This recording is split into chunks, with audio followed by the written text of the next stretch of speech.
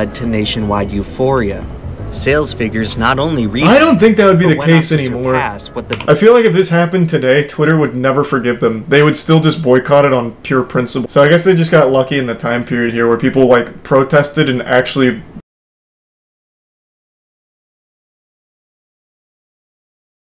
Yeah, next I think we'll do implement. Give me 1 second though, I'm gonna go to the bathroom real quick. I'll mute so you don't hear me tinkle. I'm back. The fuck is this setup? I'm in a log cabin, man. I'll be in a log cabin tomorrow, too. Our prosthetic penises against toss. Yeah. This is carbonated brown sugar water. No Top Gear. And this is Coca-Cola. To an impartial observer, these two products may seem identical. But in the world of business, this little red can makes all the difference. I've never had just brown sugar water before. Gargantuan that even mentioning it feels redundant.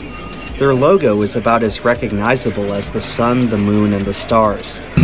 Across the history of human commerce, no other company even comes close to their longevity and scope. Their product is available in so many markets that it's far easier to list the places that don't sell it. The Coke empire has penetrated all corners of the earth, and even a little bit beyond that. They are the envy of the business world, architects of the single most valuable brand that society has ever known. When running a company, it's easy to believe that branding is everything. Take away this red and white label and what exactly do you have left? Sewage. It's tempting to consider whether you could sell someone anything as long as it's behind those same familiar colors they know and love. 40 years ago, Coca-Cola was thinking the very same thing, and nearly paid the ultimate price. In my last video, I talked about Mac Tonight, the most successful ad campaign that McDonald's ever ran.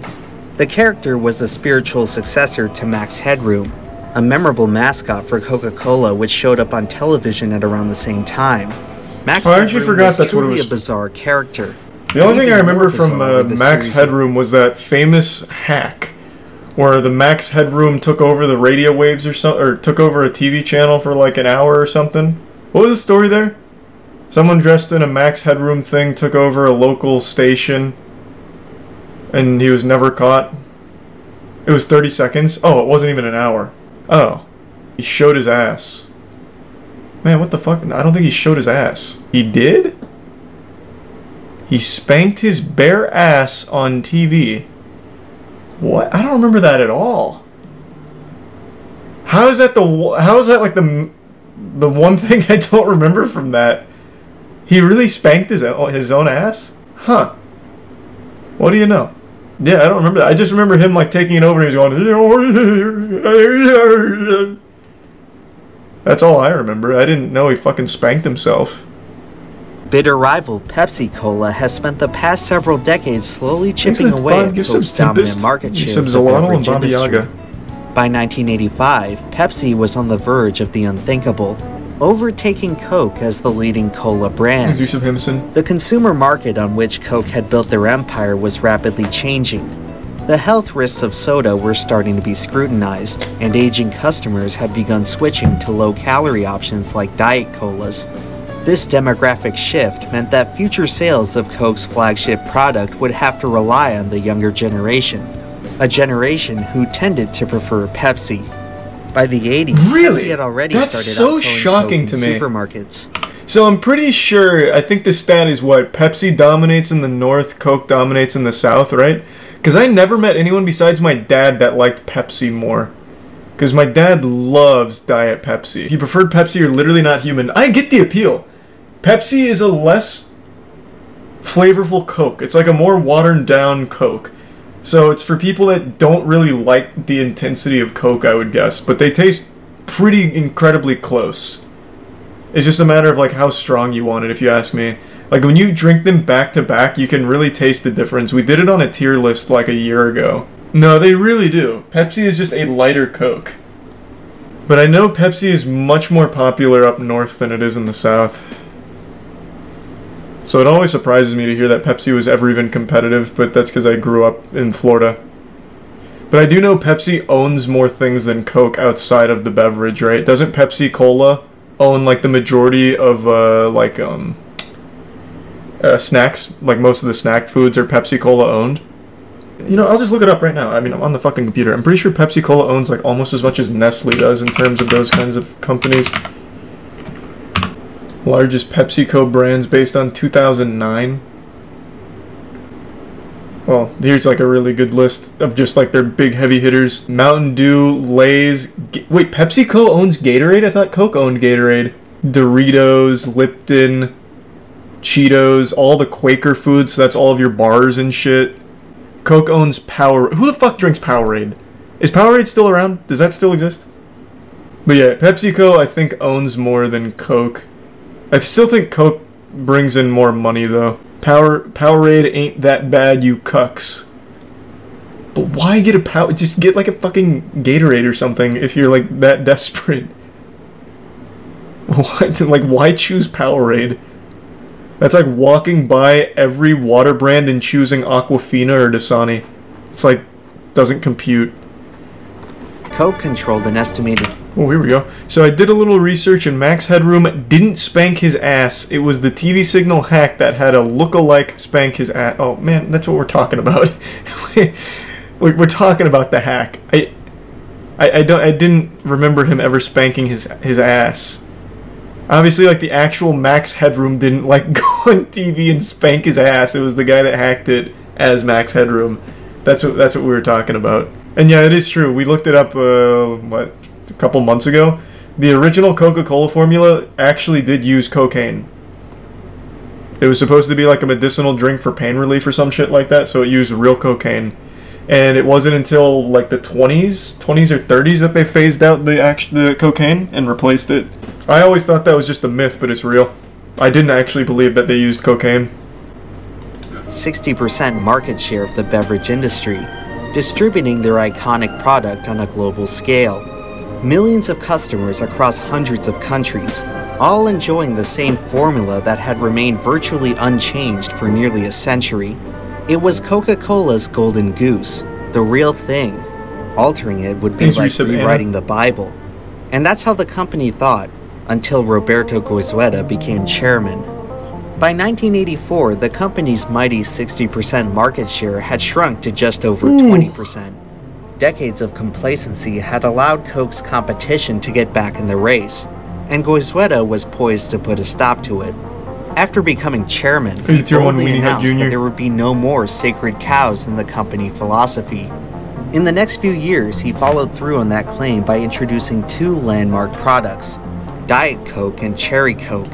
It was the first time the company had debuted any new product under the Coke name.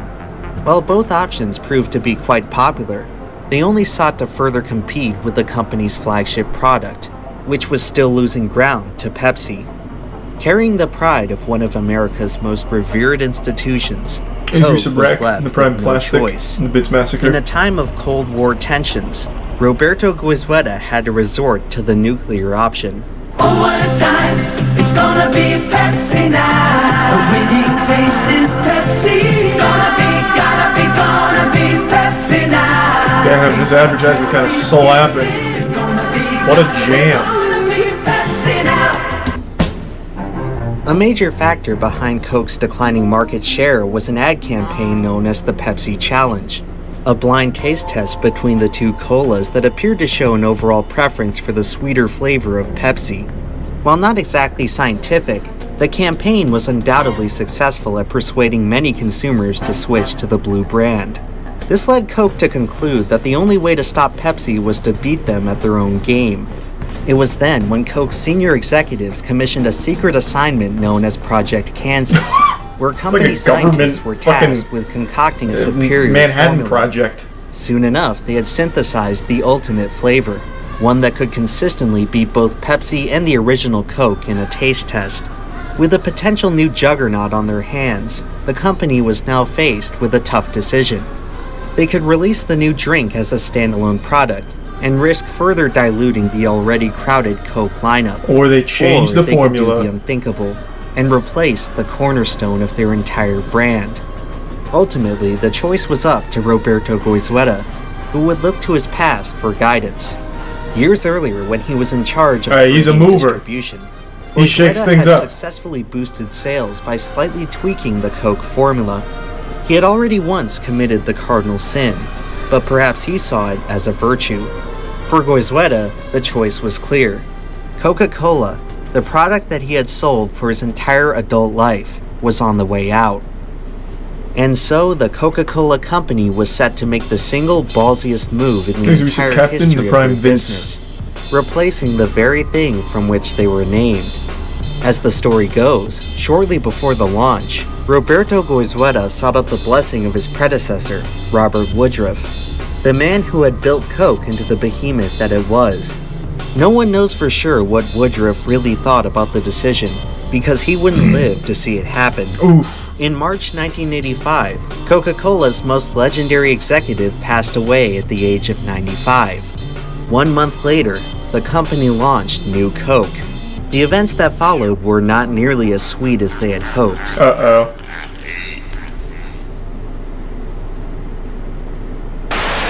Coca-Cola is a pretty big J. Jonah Jameson? Buying one of their products really isn't gonna matter one way or the other. Where your purchase can matter is through a business like Bespoke Post. They're a subscription box service that helps out small brands from all across America. Each month, they offer a variety of premium goods ranging from outdoor, homeware, clothing, and more. Just fill out the online quiz and discover which of these exciting new products may be right for you. Previously, they've helped me accomplish my dream of climbing the tallest mountain in Florida. Thanks to the spacious comfort of the Weekender travel bag, I was able to conquer the entire 15 feet of elevation. Now, they've agreed to sponsor my new dream of dominating the beverage industry. Luckily for me, Bespoke offers a variety of liquid refreshment options, and unlike other subscription services, you don't have to worry about your order falling flat. I'll tell you right now, I just fucking hate root beer. You get the real thing. Thanks for resub, Scooby. Each month, you can preview your box, and if you don't like what you see, you can either swap it with something else or skip the month entirely for no charge. Yeah, I just don't like it. For my brewing purposes, I use the cast box to help me reach the bottom of the barrel in nutritional value. Now it's just a matter of adding my proprietary secret ingredients, and voila! It's my sugary addictive drink of the future. I think I'll call it Emp Energy.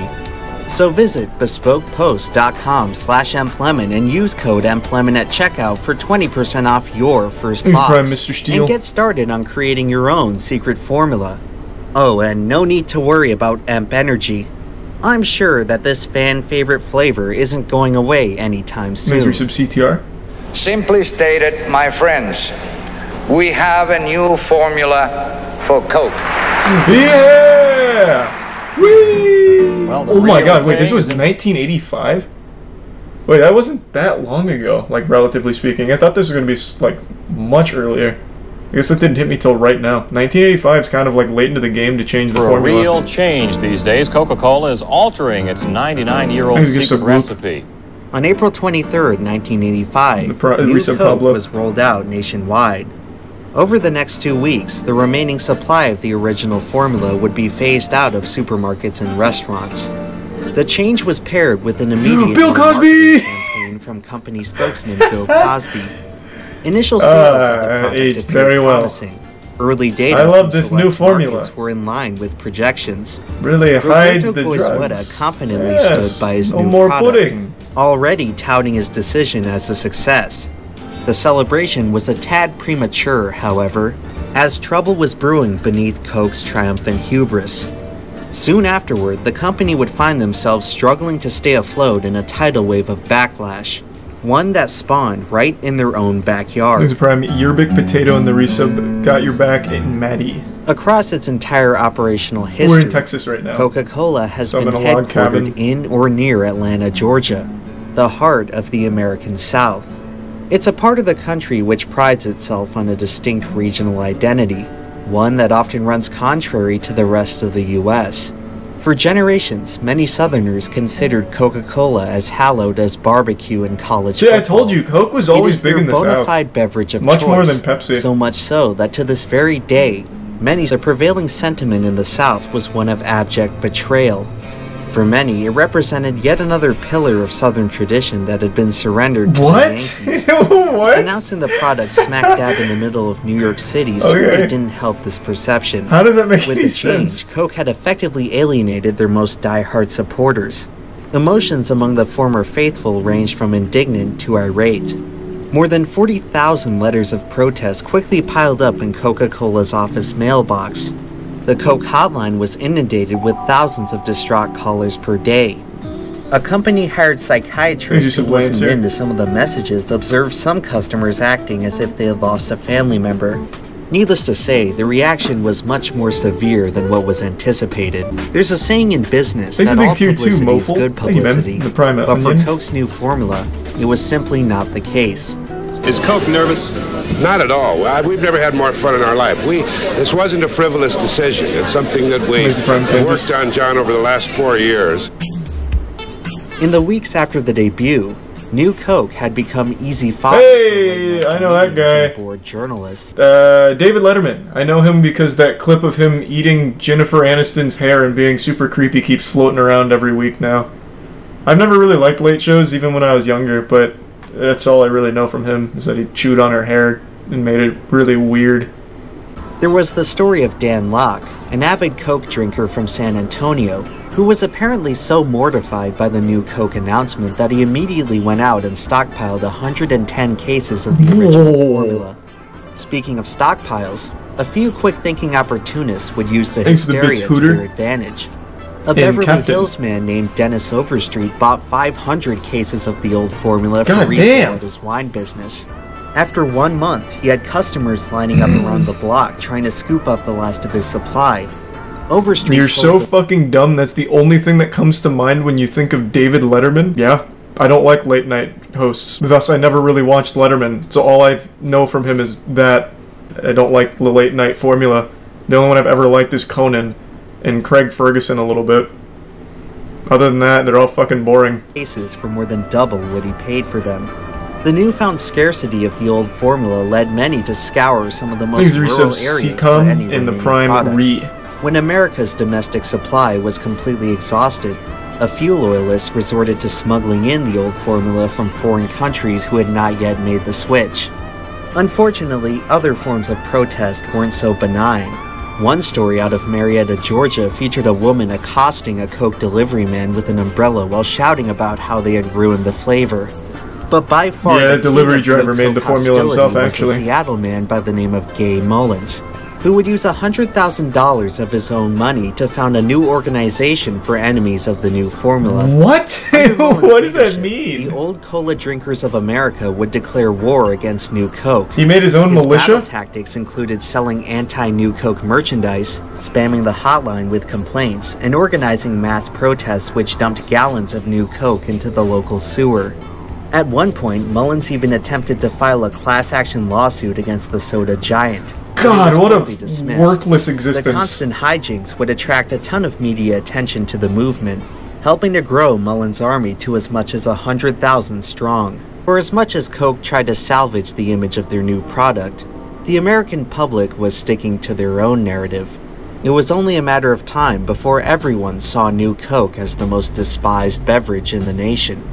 To make matters even worse, New Coke had crossed the threshold where it was simply fun to hate. During a baseball game at Houston's Astrodome, the crowd in attendance would infamously erupt in boos. All this over a soft drink. I don't like it the way it tastes. I'm suing. By this point, the backlash had far exceeded just a few oddballs. That's like the most American shit ever. It now resembled a full-fledged cultural event.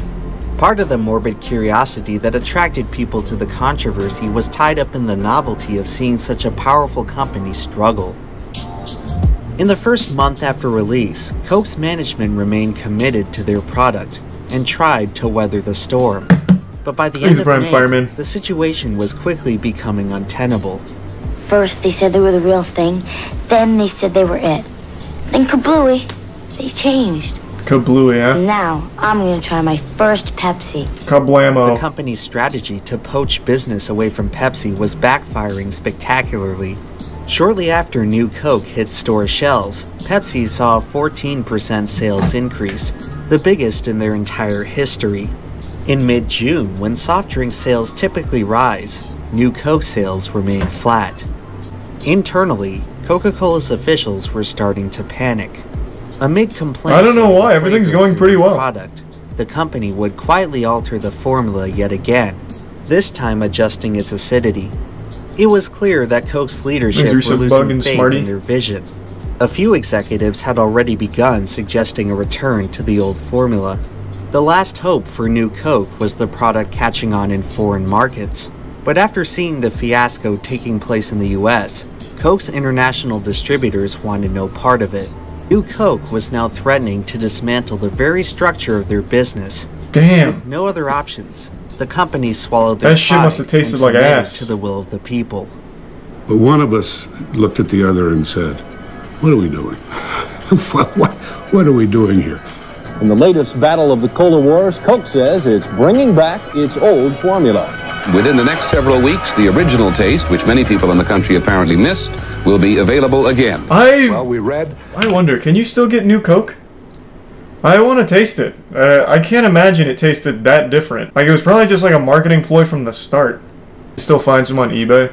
Yeah, I know you can still find like Crystal Pepsis and shit, but they all expired and everything, and they literally are death.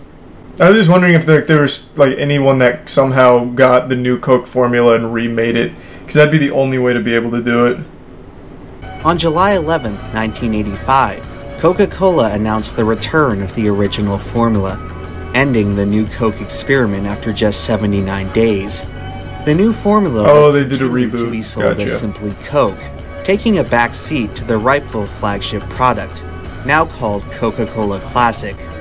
Following the controversy, longtime spokesman Bill Cosby would part ways with the company, claiming that promoting New Coke had hurt his credibility.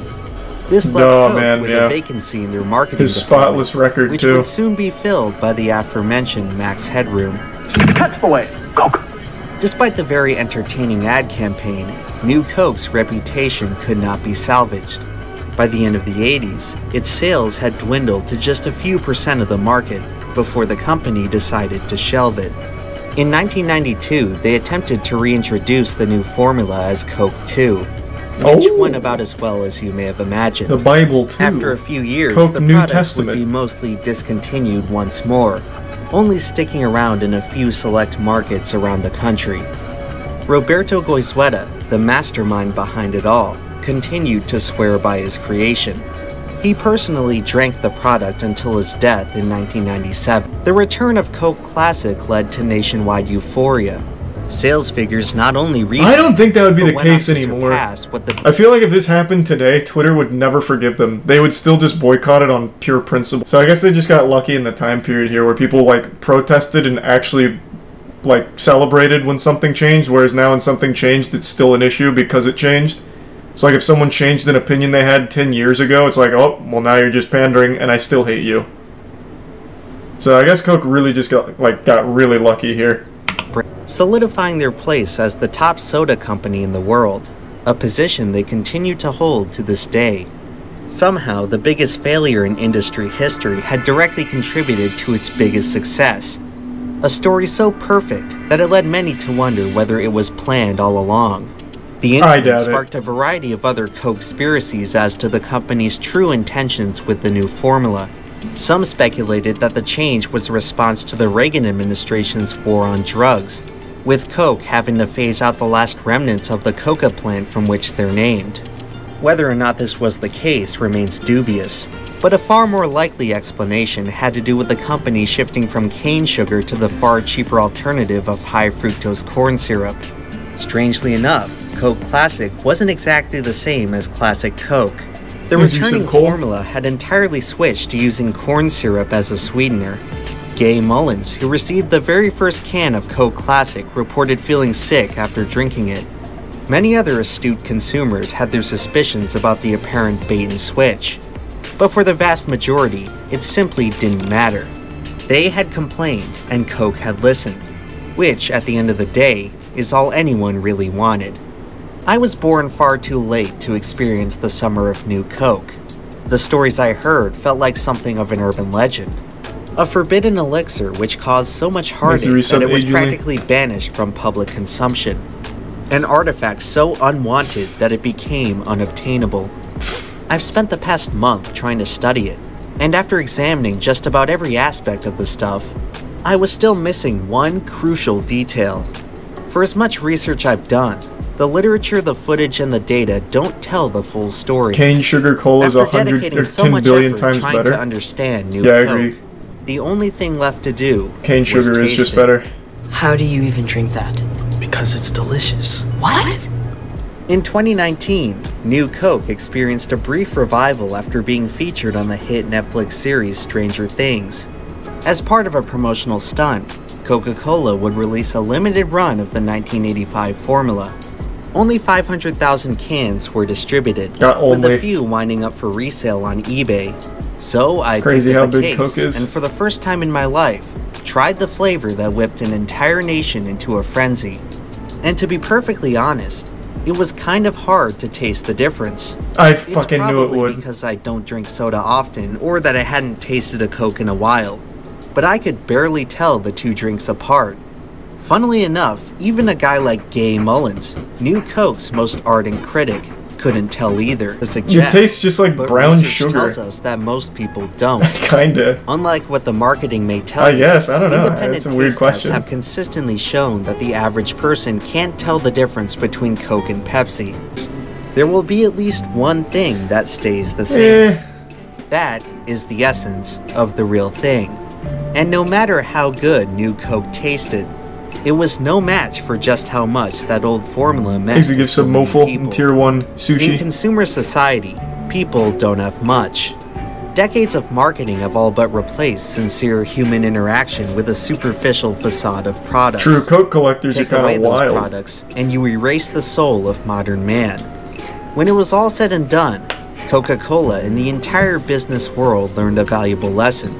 If you have a formula that's worked for almost a century, it's probably best to stick with it. Yeah. I still want to try New Coke now. Coca-Cola is the real thing. You know what more people prefer the new taste of Coke over Pepsi? Tastes like a flat Diet Coke. Yeah, Diet Coke's kind of actual ass. Diet Coke is like the most niche taste. Finding someone that enjoys Diet Coke is like finding a shiny Pokemon. I don't know who drinks it. But then there are people that just swear by it. Or at least, as I understand it, there are people who just fucking love it. Coke Zero is my go-to soda. Yeah, I mean, I guess if you're gonna drink soda, Coke Zero is probably the way to go. You're probably swarmed by people, overwhelmed by people wanting to come up and visit with you and be with you and take your picture and stuff. Yeah, once in a while that happens. Not, you know, it's not as bad as I think people assume it is. But you know, there's always those odd. You need help. Those odd encounters. Thanks, you know, there actually I had one kind of recently where I was at my gym in the steam room. Really? And then two young women come in, and there's that moment of. Okay, let me skip around. I thought this was just going to be the highlights, but it's not. All of me, and then, you know, and they asked then somehow. This is rude. Somehow they whipped a camera out, and I don't know where the hell they got a camera. They have a camera in the steam room. Can I just try? Forgive me if this is rude. I just want to try one thing. Okay. Anton. Oh. What are you doing? Oh yeah. Come on, David. What are you doing? Yeah.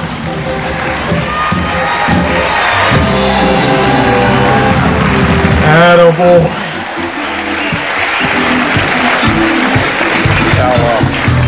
Yeah, this is pretty much all I know of David Letterman.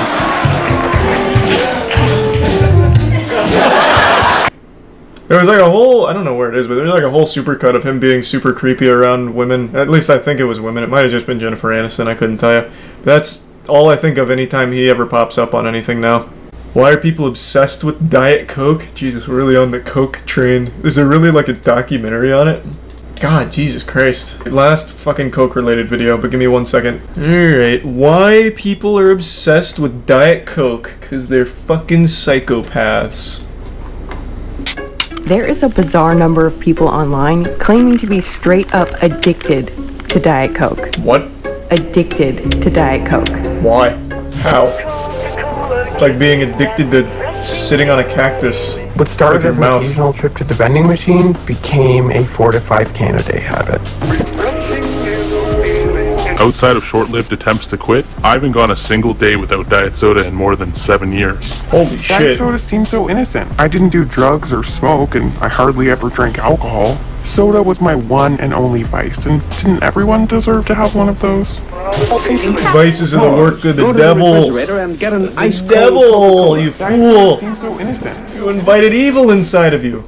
A couple of years ago, nothing could convince me to stop drinking Diet Coke. I had absolutely zero desire to quit, and I was borderline proud of it. And obviously, I'm not alone on this. Diet Coke has managed to acquire this cult following. And despite it being seemingly zero everything addictive, is it possible that Diet Coke could in fact be habit forming? Well, to try and answer these questions, I feel like the place to start is with the drink's legendary secret formula. Also, P.S. if you don't make it to the Karen section of this video, you are missing out.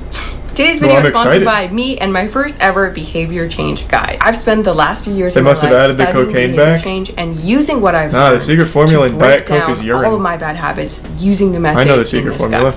Eating healthier, and even getting more consistent at the gym. It comes with a guide, exercises, and printable workbook that will hopefully help you discover why you do what you do and how to stop doing things that are making you unhappy. So if you have bad habits you want to break, or you just want to support the channel, click the link in the description box to check out the video and get your guide. And back to the video. The world premiere of Diet Coke. Hey! Oh wow. Just for the taste of it. God damn. Once upon a time, I want to get a Diet Coke now. Why is Coke so addictive was simple. Cocaine. About 9 milligrams per glass, to be exact. That was true. And coca leaves are still a key component of the drink's secret formula, just minus the cocaine. Decocainized coca leaf extract acts as a flavoring agent in Diet Coke. Is it possible that it still contains some addictive properties? Yes. Could there still be trace amounts of cocaine in Diet Coke? Well, according to this test, no. No. There's no. Fuck! Cocaine. It was looking pretty touch and go there on meth for a while. But no, imagine there's coca meth. leaves do contain other compounds that could potentially Hey, we got rid of cocaine. One of them being nicotine. And we put in it's impossible to know without lab testing whether or not anything like this shows up in the final product. Instead, the biggest red flag on Diet Coke's ingredient list today is a different psychoactive drug, caffeine. Diet Coke contains 46 milligrams of caffeine per can, 11 milligrams less than regular Coke, but much less than a cup of coffee. But have you ever wondered why caffeine is in soda at all? Like, what's the point? Well, Coca-Cola's official statement is that caffeine is like a byproduct as well. That is just another ingredient that gives Coca-Cola its unique, great taste. Just for the taste of it. Caffeine being added just for the taste of it might not be true. Food manufacturers claim that caffeine is added to improve the flavor of their products. But this seems unlikely because caffeine is very bitter. True. And at least in soda, cannot be detected using taste by the majority of individuals who have been tested. Just for the taste of it. This means that caffeine is most likely intentionally added to Diet Coke so that you consume as much of it as possible. Does that work for... I'm not a big coffee drinker. This is a legitimate question. When you drink a cup of joe, you wake out, you get your Folgers in your cup, kiss your sister, whatever. Do you want more coffee after your first cup? Because I don't know too many people that do. Like, Danny drinks 3 a day, but they're spread out over the day, and he's not, like, craving it. I know you can have caffeine withdrawals, but I didn't know if it was something like you constantly want more coffee. I'm getting yeses and nos. So I'm assuming it's different sensitivities to caffeine then, maybe.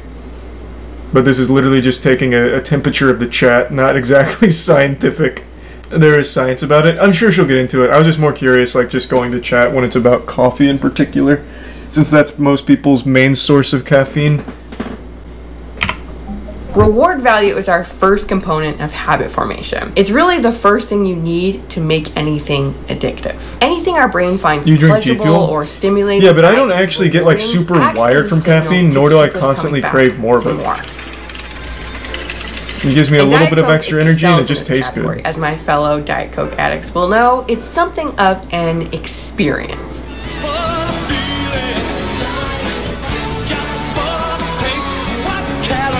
There's a satisfying pop and fizz of a freshly cracked can. The popping bubbles, rich caramel color, and burn of carbonation in your throat. And of course, that distinct spicy and sweet flavor. Like Diet Coke is so aggressive for that reason. It just tastes like acid.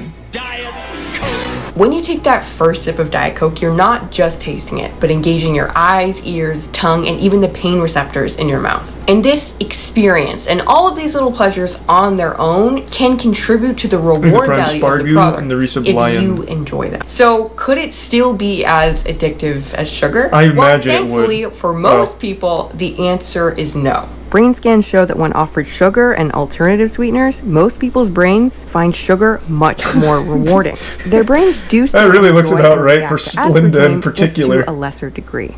This theoretically should mean that on an ingredient level, Diet Coke is less addictive than regular Coke. But it turns out there's one disturbing exception to this rule. Chronic diet soda consumers. Diet Coke's the #1 diet soft drink in the world. For one simple reason. It's probably the only one at the time. The brains of individuals who consumed at least one diet soda per week found sugar and artificial sweeteners equally exciting. Oof. But that's no surprise. The fact that the brains of chronic diet soda consumers are changing over time to value sugar and sweetener equally is a very good clue that sweeteners like aspartame could indeed be addictive. After all, when they try to give up diet soda. People are saying they experience headaches, light sensitivity, nausea, panic attacks. Damn, that behaviors sucks. Consistent with a full-on physical addiction. I did experience extreme side effects from getting off Diet Coke, and my body just got so addicted to it that it just became like natural. But here's the weird part. You'd think with so many stories online of people reporting symptoms like this, you'd think this would have been studied. But I couldn't find a single study on whether or not aspartame was truly addictive. Which is very, very odd given the volume of people complaining of these symptoms. True, it could just be caffeine withdrawals, I guess. So now, I'm sure we can investigate the secret formula and ingredients further. I had to cut out a whole section on carbonation alone. But regardless, the reward value is really only one component of what makes something truly habit-forming. Yeah, more bangers. 45-year-old Stephen Morrison begins every morning with Diet Coke. And by the end of the day, he will usually have consumed up to 15 cans. How is he alive? 3 to 5 liters. Jesus Christ, soda. Stephen. Ironically, Stephen's addiction to Diet Coke began when he was on a journey to lose weight and improve his health. No health-conscious person would consume even 5 cans of regular Coke in a day, being that it would rack up around 560 calories and 195 grams of sugar. Yet self-proclaimed health people, fitness addicts, and general overachievers think nothing of chugging Diet Coke. Why? Because, well, it's 0 calories. Okay, 1 calorie. And I think it's this rationalization, this focus on the fact that it's 0 calories, that is a uniquely addictive characteristic. Because it unleashes the second component of habit formation, repetition. The more often we repeat a behavior, the stronger a habit becomes. In behavioral economics, 0 is a very powerful number. Free things tempt us to discard our regular decision-making process. Sex. Our perception 0 is the worst distorted. number. We magnify the item's benefit and downplay its downsides. We also have a stronger and more positive emotional reaction to 0 products, which could potentially explain why Karen here Hi, my name is Karen. Hey, Karen. I am what they call a Diet Coke fanatic. Loves Diet Coke so much that she wrote this poem and made this video. She wrote a slam poem? How do I love thee? Let me count the ways. At restaurants, I choose to ask, do you serve Diet Coke? If the answer is no, I grab my hat and my coat. Oh, there we go. In my blood, it flows like a transfusion. I think about it all day like a bubbly illusion.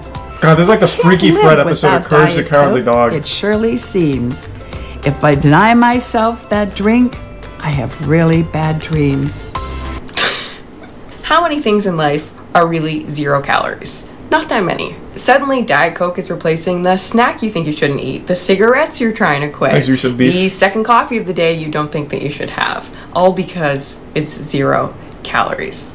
The world is already consuming about 1.9 billion servings of Coca-Cola each and every day. That's pretty good. But apparently this is not enough. In 2012, Todd Putman, a former Coke executive turned whistleblower, stepped forward with disturbing information about Coke's aggressive sales goals. A man who says he wants everyone to know about the way sugary sodas have been marketed in this country. Goals of replacing not just their competitors, but all beverages in the American diet with Coke.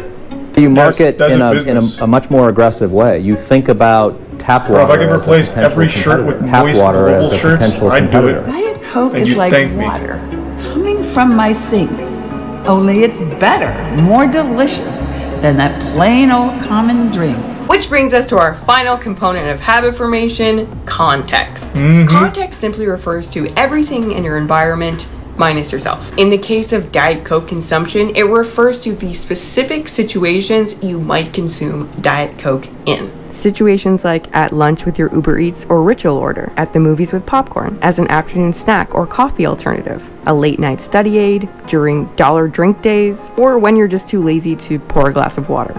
Successful products. How could you possibly be too lazy for that? It's equal effort. And moments that getting a can of Coke and pouring and water. Then they stay there thanks to our habits. Rewarding a behavior, repeating it in a stable context or situation that is unlikely to change is the recipe for a very strong habit. Once a habit has been established, it's unlikely to change unless the situation context itself changes. Which is why you may have noticed that you probably order the same drink, maybe Diet Coke, at restaurants for the last 15 years. Because what makes a habit truly a habit is the fact that it's an automatic, non-conscious reaction. AKA, we're not choosing at all. We are repeating the same behavior based on the cues in the environment and based on our previous actions. And this is how you spend 60 plus years of your life drinking 1, 2, 3, 4 more Diet Cokes every single day. Anyway, I hope you guys enjoyed the video. This is by no means an exhaustive list of what makes Diet Coke addictive. I feel like this would apply to more than just Diet Coke, though, right? Also, using the term addictive, like, you know, garden variety addictive, not like clinically addictive. But yeah, hope you guys enjoyed it, and I will see you in the next one. Also, check out my guide. Link is in the description box, and thanks again for watching. Thanks, Subtastics in the Prime Green. Yeah, I feel like they would... Part 1's aggressive. I feel like that would apply to more than just Diet Coke. That was good, though. More based around the psychology. Yeah, I think that would work for pretty much anything. Addictions are pretty easy to form. Diet Coke less than Mountain Dew. Well, yeah, I think Diet Coke sucks. Pretty much anything can be habit forming. Yeah. I think I'd go further and say genuinely anything can be habit forming. Anything that you can do consistently can be a habit forming activity. The only thing that can't be like habit forming is shit that you can only do once or twice ever. Like watching a solar eclipse. Like things that are beyond your control. Why? Joe Rogan is not dead. God damn it. Oh. I see why you're saying... now I see why you're saying Joe Rogan. What could this possibly tell me that we didn't just learn? Viper is a rapper that has released 1,500 albums. He makes some of the worst music I've ever heard. He also owns a moving company. There's a great video on him by Gatsu called Viper, The Story You Never Knew. Viper also smokes crack, like legitimately smokes crack. That was one of the most disrespectful things I've ever read about an artist. A, you sold him short. Viper has released over 2,000 full-length albums. And B, he doesn't make some of the worst music ever made. Have you not heard You'll Cowards Don't Even Smoke Crack? Bruh, Viper only produces hits. He's still making music though? Yeah, I think he still makes like 2 albums a week. Like he's still on the... A lot of those songs on the album though are just genuinely like weird noises that Viper accidentally recorded through like FL Studio though. So some of them you can't even really call like music. More so just like happy little accidents.